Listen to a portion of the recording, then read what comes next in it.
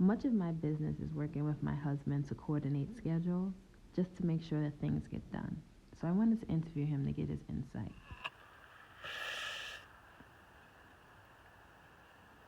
Word. What? You ready? Oh, then life I would get. So, what advice would you give to a spouse that's married to an entrepreneur? Well, the advice that I would give a spouse to that is married to an entrepreneur is that they must be extremely supportive in their endeavors, as well as being a great listener because there's going to be some roadblocks ahead, and you must be supportive and just listen. So you have to be supportive, and you must be a great listener because you guys are partners in this, and there are going to be some roadblocks ahead, and your partner must speak to someone, and she's going to be able to speak to you. So, do you feel like we speak a lot about business? I think we speak all the time about business in the bed, on the phone, in the mornings, in the afternoon, everywhere we go. We could be in the car. It don't matter. We could be with the kids. We could be at the movies. I think again, it's just being extremely supportive and listening to your partner's needs. So, how do you contribute to the Petite Beats brand?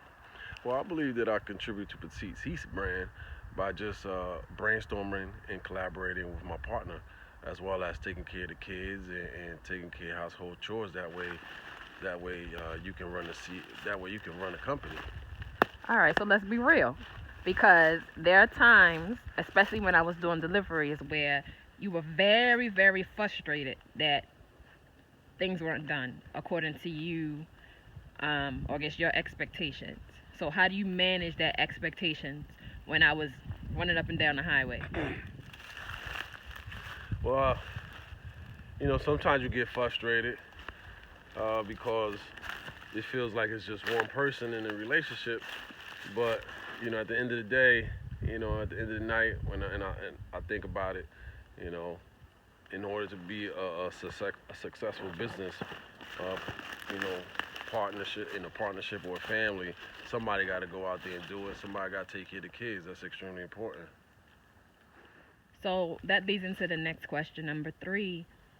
What sacrifices have you made in our relationship and our marriage as a result of petite seats?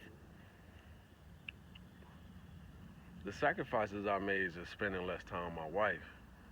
That's the biggest sacrifice because I'm very emotional, cuddling type of husband. So I just want to be there with the wife all the time.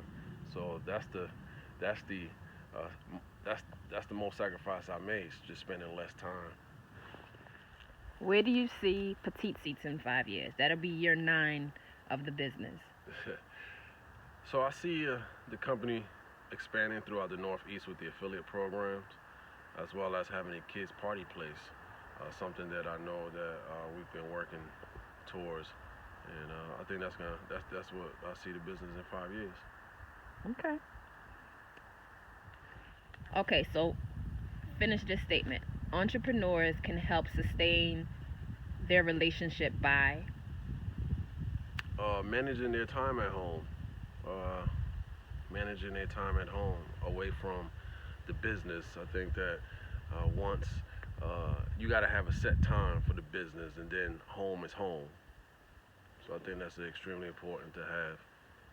How do you hold me accountable? Well, I'll hold you accountable by setting expectations and having target dates. That way we can discuss them and collaborate and making sure that we're on the same page. That way I know what's going on with the company. Finally, is there any advice you want to give to spouses that are married to entrepreneurs? Yeah, so the advice I would give is to be extremely patient and supportive because there's going to be a lot of roadblocks ahead, and your partner is going to need to speak to someone about it. And so just being patient. Thank you. Let's go eat.